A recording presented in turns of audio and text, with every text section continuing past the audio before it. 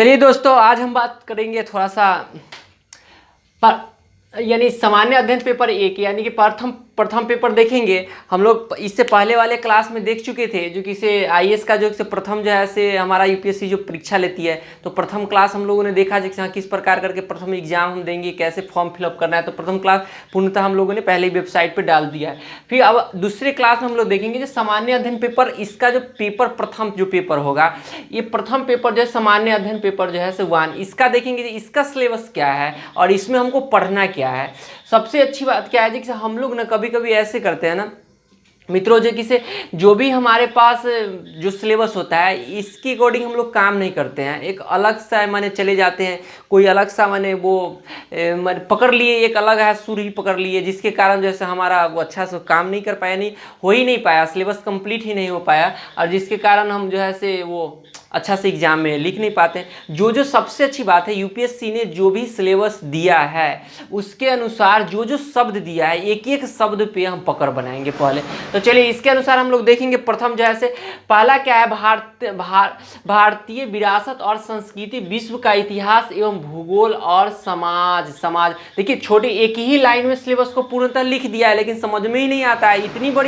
इतनी बड़ी जो है पूरी की पूरी जो है सिलेबस है, लेकिन सबसे बड़ी बात है जो एक ही लाइन में लिखा है, भारतीय विरासत और संस्कृति, विरासत और इतिहास एवं भूगोल, यानी भूगोल भी इसी में आएंगे, इतिहास, विश्व का इतिहास भी इसी में आएंगे, संस्कृति भी इसी में आएंगे और विरासत भी इसी में आएंगे, यानी तीनों को पढ़ना है पहले। जैसे अब देखते हैं भारत का विरासत क्या है। तो भारत की विरासत, अब सबसे प्रथम बार देखेंगे जब भारत में विरासत क्या है, तो यूनेस्को में जो शामिल है उसको देख पाएंगे हम लोग। यहाँ भारतीय दक्षिण भारत के बहुत प्रमुख मंदिर है, उनको देखेंगे बहुत अच्छे तरीके से। हाँ, कौन कौन शासक ने इसको बनवाया, क्यों बनवाया, उसमें की सामाजिक स्थिति क्या थी, किस प्रकार से उनकी भौगोलिक स्थिति है, बनाए हुए जो कैसे माने स्ट्रक्चर है, कैसे उस प्रकार का मंदिर को उतने ऊंचे तक कैसे बनाया गया, वो मंदिर की गुफा कैसे है। और एक अभी यूपीएससी का सबसे अच्छा पैटर्न क्या हो गया समझे, सबसे अच्छा पैटर्न हमारे पास है यूपीएससी में, जो बौद्ध स्तूप के बारे में बार बार पूछ रहे हैं। जब बौद्ध स्तूप में क्या है, तो बौद्ध स्तूप के विरासत में देखेंगे, जब बौद्ध स्तूप जहाँ जहाँ हमारे पास विरासत में है वो देखेंगे, जो उनका बनावट कैसे है, हाँ, यानी सांची का है वो सब देख लेंगे, जहाँ कैसे कैसे उनका पास तुरंत द्वार कैसे है, उनकी जो है से वो ऊपर वाला जो है छतरी कैसे है, ये सब उनके कुछ जो है ना फिगर जैसे बना लेंगे। एक छोटी सी जैसे हम लोग बात कर लेते हैं, एक छोटा सा एक बनाया हम लोगों ने, ऐसे अगर बनाया एक तुरंत द्वार फिगर बना के हम लोगों ने बनाना इसको प्रारंभ कर दिया। तो एक देखते हैं ऐसे करके।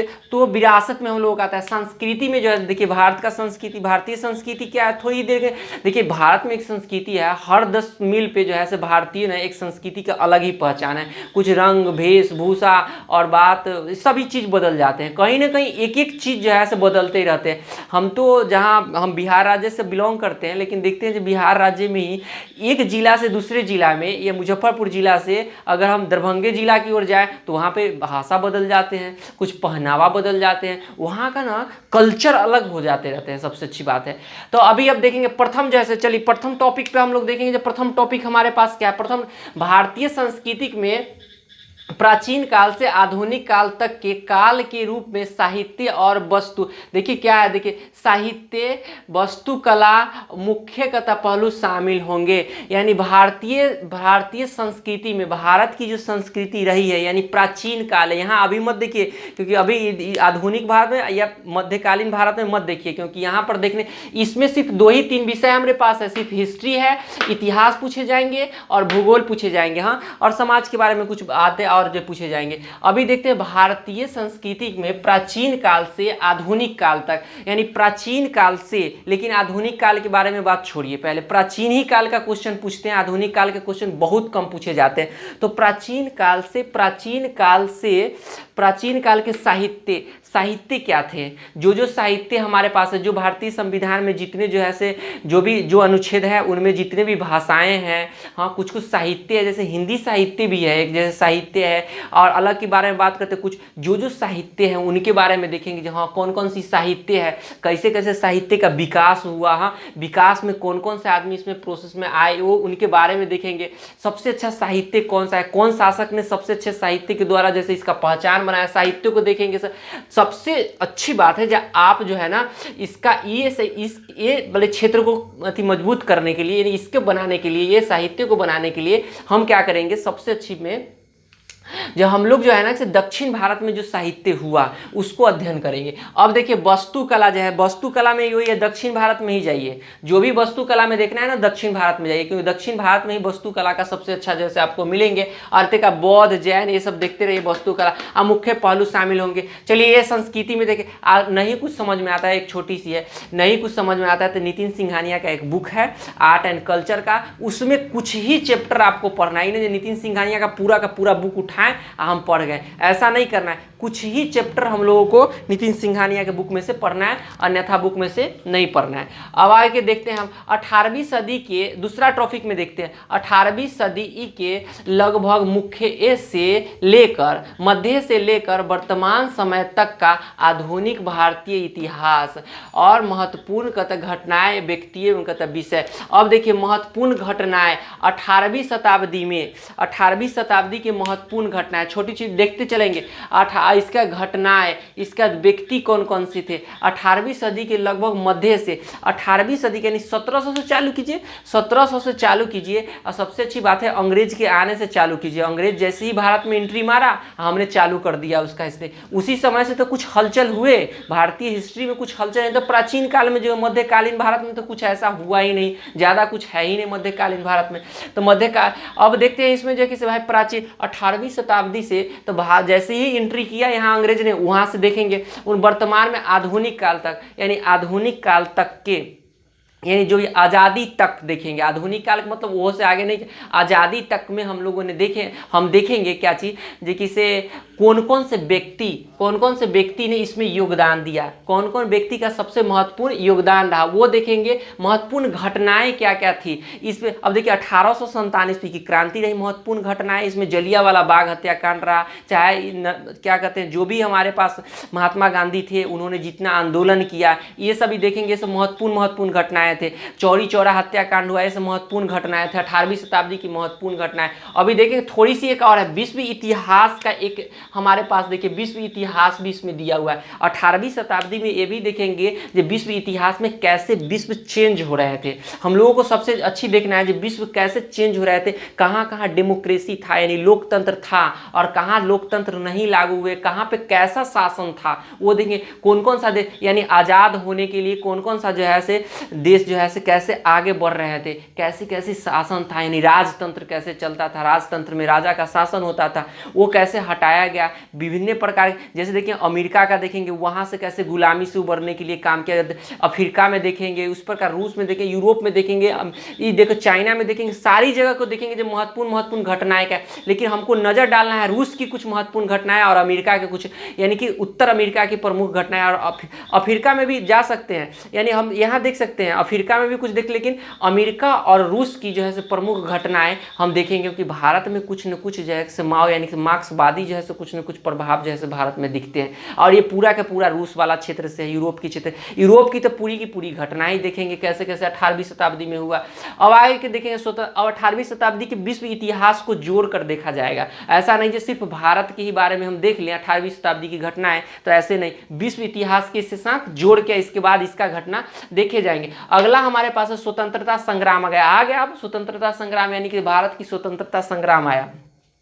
अब बात करते हैं स्वतंत्रता संग्राम में क्या क्या हुआ सो देखेंगे तो भारत के। अब देखिए स्वतंत्रता संग्राम कहता इसके विभिन्न चरण और कहता देश के विभिन्न कहता भागों से इसमें अपने योगदान देने वाले महत्वपूर्ण कहता व्यक्ति। अब देखिए यहाँ कुछ अब देखते हैं हम अलग ही स्वतंत्रता संग्राम में कुछ अलग ही पढ़ने लगते हैं। स्वतंत्रता संग्राम होते हैं, ये है वो है, ऐसे करके अपनी पूरी की पूरी समय बर्बाद कर लेते हैं। लेकिन यहाँ डायरेक्ट पूछ रहा है सिलेबस में योगदान देने वाले क्या चीज़ हमारे पास, योगदान देने वाले महत्वपूर्ण व्यक्ति का नाम, माने व्यक्ति से जुड़े हुए घटना को बताना है। यानी इसमें कौन कौन से दिए। अब देखेंगे जैसे भगत सिंह का क्या योगदान रहा, देखेंगे यहाँ महात्मा गांधी का क्या, सुभाष चंद्र बोस का, राजेंद्र बाबू का क्या योगदान रहा। इन सभी व्यक्तियों को देखेंगे जहाँ अभी देखो 1897 में जो भी जहाँ जहाँ जो है हुआ, जिस जिस क्षेत्र से लोगों ने योगदान दिया इसमें नेतृत्व करता देखेंगे। सबसे बड़ी बात है देखिए एक छोटी सी बात बताते हैं, भगवान श्री कृष्ण ने क्या कहा था, भगवान श्री कृष्ण जो है तो पूरी महाभारत में एक ही करता थे, वो कुछ भी कार्य नहीं करते थे, सिर्फ अर्जुन की ओर से सिर्फ नेतृत्व करते थे। और यही नेतृत्वकर्ता के आधार पे अर्जुन सिर्फ 5 भाई मिलकर, पूरे पांडव मिलकर पूरे कौरव सेना को हरा दिया। क्योंकि नेतृत्वकर्ता अगर अच्छा नहीं हो तो हम लोग जैसे कोई कार्य नहीं कर पाएंगे। यही है स्वतंत्रता संग्राम में 1857 ईस्वी की क्रांति में भारत क्या था, जो कि नेतृत्वकर्ता सही नहीं हो पाने के कारण हमारा देश आज़ाद नहीं हो पाया और 100 सालों तक अंग्रेज ने इस पर और गुलामी जो है से थोप दिया, और जिसके कारण अंग्रेज की पूर्णतः शासन व्यवस्था और क्रूर प्रथाएं भारत में लॉन्च कर गया।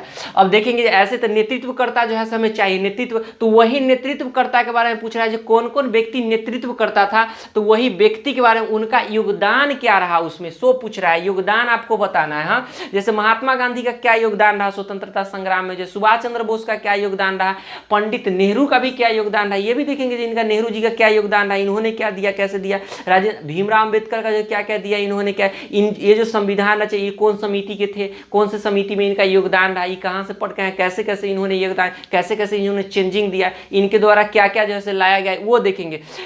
अब दूसरा चलिए अब नेक्स्ट जो है हम लोग देखेंगे, नेक्स्ट में देखते हैं क्या, स्वतंत्रता के पश्चात देश के अंदर एकीकरण और कथा पूर्ण गठन। देखिए भारत में स्वतंत्रता के समय, स्वतंत्रता से पहले भी राजबारों की संख्या 500 से ऊपर थी। यहाँ पे छोटे छोटे राजबारों थे, क्योंकि अंग्रेज की जब स्थिति ठीक नहीं रहने लगा ना, तो ये अंग्रेज जैसे राजबारों की स्थिति जो ऐसे आज नहीं, मुगलों के शासन के बाद मुगल की जब स्थिति खराब होने लगी ना, तो यहाँ राजबारों की संख्या बढ़ना चालू हो गया। क्योंकि मुगल की स्थिति जब ठीक थी तब तो ठीक ही थी, लेकिन जब ये राजबारों की संख्या, क्योंकि मुगल जैसे ही डाउन हुआ तो राजबारा बढ़ा, अब राजबारों की संख्या, तो यही अंग्रेज ने नीति रचा, तो राजबारों की संख्या में भारत में कैसे उसको एकत्रित किया गया, इसमें सबसे थोड़ी सी देखेंगे ना, तो हम लोग देखते चलते हैं। तो किसी भाई कौन कौन से व्यक्ति इसमें जो है से एकत्रित कराने में पूरे भारत के, यानी वो कहते हैं ना एक अखंड भारत, वो खंड खंड पहले भारत था, उसको अखंड भारत को एक बनाने के लिए जो कार्य किया गया उनको देखेंगे। जहाँ इसमें सरदार पटेल की भूमिका को बहुत अच्छे तरीका से देखेंगे, सरदार पटेल क्या क्या कार्य करते थे।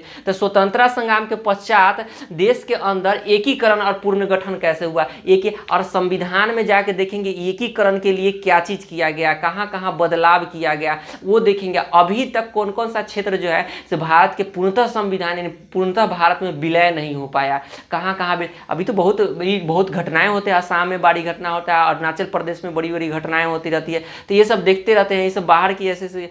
अब नेक्स्ट हम लोग देखेंगे, विश्व के कथा इतिहास में 18वीं शताब्दी के कथा घटनाएं 7 औद्योगिक क्रांति और विश्व की प्रमुख। अब देखिए पहले छोटी सी बात यहाँ पे हम समझने वाली बात है, विश्व के इतिहास में 18वीं सदी की घटनाएं हैं। 18वीं सदी में जो जो घटनाएं हुए, 18वीं सदी कहने का मतलब यानी 1700 से जो घटनाएं चालू हो गया वो देखिए, यानी 1700, 1800, 1900, 2000, यानी इस समय पूरी घटनाएं देखेंगे जो 18वीं शताब्दी में क्या क्या घटनाएं हुए, स्वतंत्रता के लिए कौन कौन सा देश जो है आगे बढ़ा, कैसे कैसे इनकी घटनाएं होती, कैसे कैसे इनमें। अब देखिए घटनाएं में आप देख सकते हैं जो विश्व युद्ध भी देख सकते हैं। भारत में भले पूरे विश्व में 2 विश्व युद्ध हुए, वो दोनों विश्व यानी वर्ल्ड वार के बारे में बड़ी अच्छी तरीका से देख सकते हैं जो हाँ ये विश्व युद्ध कैसे कैसे हुआ, कैसे व्यक्ति ने, जैसे अब एक अच्छी सी बात है हिटलर के भी नेतृत्वकर्ता के बारे में सवाल उठाया नहीं जा सकता है, क्योंकि ऐसा नेतृत्वकर्ता जिसने विश्व युद्ध ही रच दिया वो भी देखा जा सकता है। अब देखो औद्योगिक क्रांति, अब विश्व युद्ध के बाद होगा क्या है, परिणाम क्या होगा, अब तो हो गया, अब तो सब चीज जैसे। अब औद्योगिक क्रांति कैसा रहा, हाँ इसका विश्व युद्ध देखिए यहाँ पे दे ही दिया, बात ही हो ही गया, वही बात जो बोल रहे थे। अब औद्योगिक क्रांति आया, विश्व युद्ध क्या हुआ, राष्ट्रीय सीमाओं का पुनः, यानी राष्ट्र के सीमा जो कटे कटे सीमाएं सब थे उनको कैसे विभाजन किया गया, विभाजित होंगे तो बटेंगे, वो कैसे पूर्ण कथा सीमांकन एवं कथा उपनिवेशवाद, यानी उपनिवेशवाद क्या है, उपनिवेशवाद की कथा समाप्ति कैसे हो गया। उपनिवेशवाद कहने का अर्थ क्या होता है, जब कोई जो है ना, तो जब कोई देश कोई दूसरे देश पर, यानी जब कोई शासक कोई दूसरे देश का शासक कोई दूसरे देश पर जाकर शासन करता है तो वो उपनिवेशक है, क्योंकि वो उपनिवेशवाद के अंतर्गत में।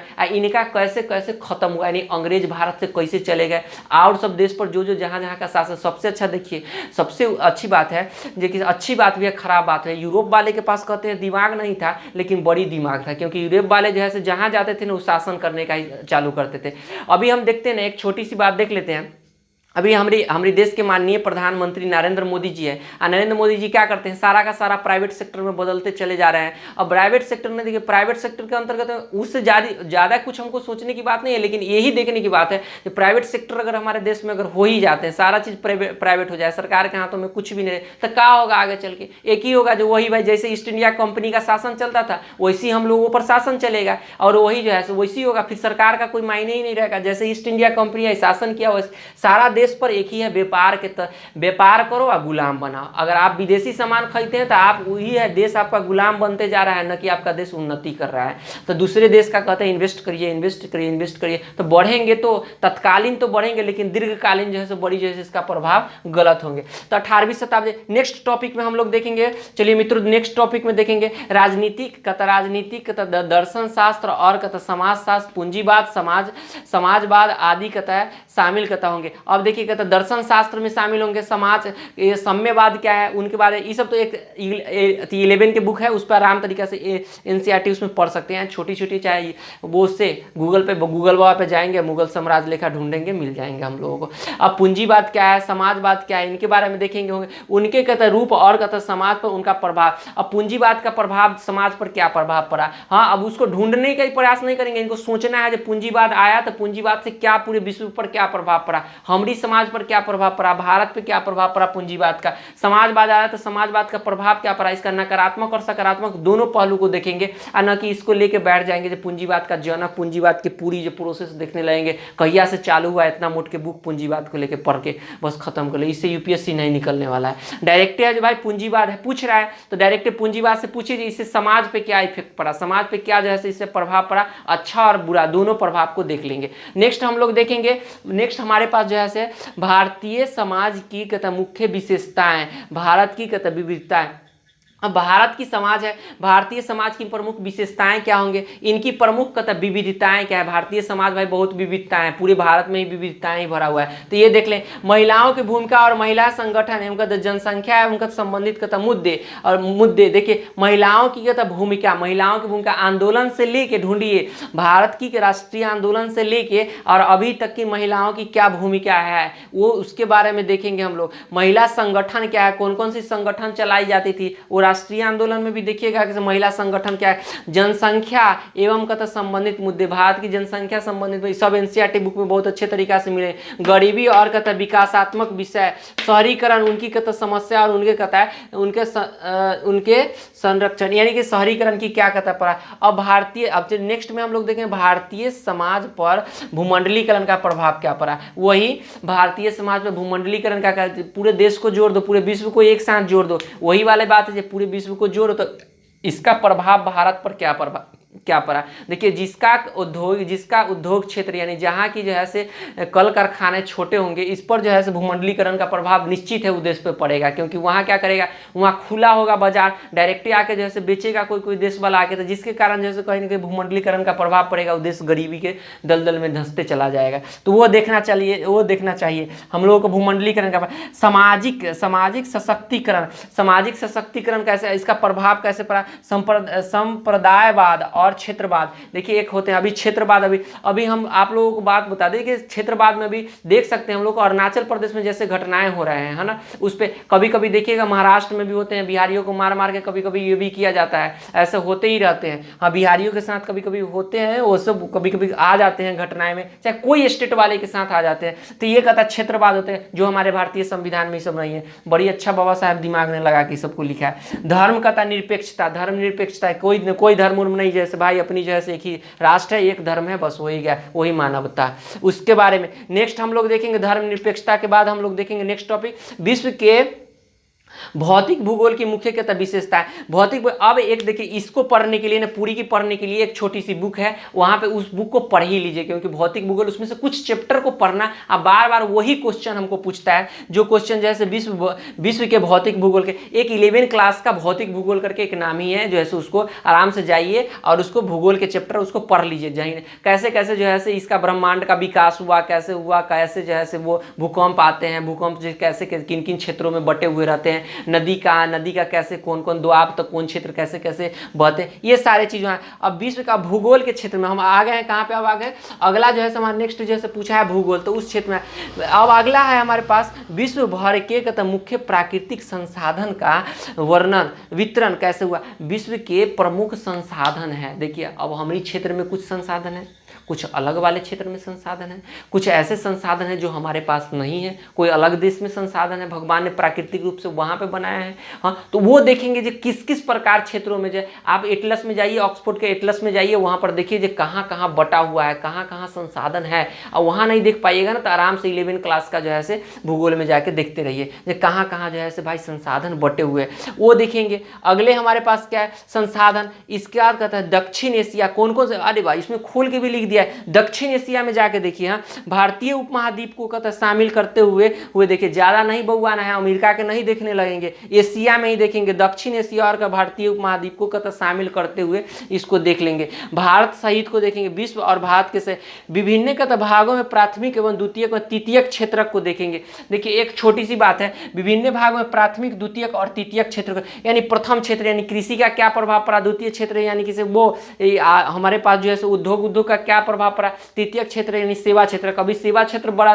तेजी से बढ़ रहा है, यानी डॉक्टर साहब जो है सेवा क्षेत्र में बड़ी तेजी से बढ़ रहे हैं, तो वो हम लोग देखेंगे सेवा क्षेत्र में। अगला नेक्स्ट हम लोगों का प्रभाव, नेक्स्ट हम लोग देखेंगे क्या है हमारे पास विश्व भर के। अब अगले जो है हमारे पास है, ये देखो ये छोटी छोटी चीज़ है, छोटी छोटी चीज़ों को सिर्फ ये देखना है, यानी हम भूगोल के कंप्लीट करेंगे ना भूगोल का विषय तो उसमें आ जाएगा। जैसे भूकंप, सुनामी, भूकंप कैसे आया, भूकंप का रिक्टर कैसे मापा जाएगा, भूकंप कहाँ पे कैसा, करंट में जोड़ जोड़ के देखेंगे, बिना करंट के ये क्षेत्र नहीं है, करंट से बिना तैयार। भूकंप, सुनामी, ज्वालामुखी, हलचल आदि कहता जैसे कहता महत्वपूर्ण भू कहता भौतिकीय कहता घटनाएं, भू भौतिकी घटनाएं कहता भौगोलिक विशेषता और उनके कहता स्थान अति महत्वपूर्ण कहता भौगोलिक विशेषताएं, जल स्रोत, कहता है हिमावरण आदि देखेंगे। बाद हिमावरण आदि हिमालय के क्षेत्र में जाके हिमालय को पार्ट पार्ट में बांट देंगे, कैसे कैसे जो है पूरे आते का अध्ययन कर लेंगे, हिमालय के कौन कौन क्षेत्र में क्या क्या चीज हो रहा है, कैसे कैसे वो सारे चीजों को कर लेंगे। और कहता है वनस्पति एवं कहता है प्राणी जगत में परिवर्तन, वनस्पति और प्राणी, देखिए ये देखिए ये पर्यावरण परिस्थिति का भी कुछ जैसे चैप्टर इसमें घुसा हुआ है। हाँ, ये देखिए वनस्पति एवं कहता है प्राणी जगत में परिवर्तन, और कहता है इन प्रकार के परिवर्तनों के प्रभाव क्या है, इन प्रकार के परिवर्तनों के प्रभाव भी क्या पड़े ये भी हम लोग देख लेंगे। तो अब वनस्पति जगत में प्रभाव कैसे पड़ेंगे, तो एक इजीली सी बात है वनस्पति जगत में प्रभाव पड़ने के लिए तो भाई यहाँ पर देखना है जो हम लोगों को अंडमान निकोबार और वहाँ लक्षद्वीप पर बहुत अच्छा से चले जाइए, वहाँ पर का अध्ययन कर लीजिए, कुछ ना कुछ आपको मिल ही जाएंगे। Thank you so much. हम लोगों ने आज समझा सामान्य अध्ययन पेपर 1 का पूरी की पूरी सिलेबस समझा, इसको स्क्रीनशॉट ले लीजिएगा, अच्छी तरीका से इसका अध्ययन कीजिए, इस सिलेबस से हट के एक भी विषय मत पढ़िएगा। हाँ बीपी। अब अगली जो है ना नेक्स्ट जो है बात करते हैं, ये इस पे आप जाइए, आप जैसे आराम से यहाँ पे बीपीएससी का बीपीएससी यानी पीसीएस का जो भी है, पीसीएस का भी सिलेबस ऐसे ही कंप्लीट उसको भी कराया जाएगा, और इसका जो है और इसका भी सिलेबस कंप्लीट कराया जाएगा। जय हिंद दोस्तों।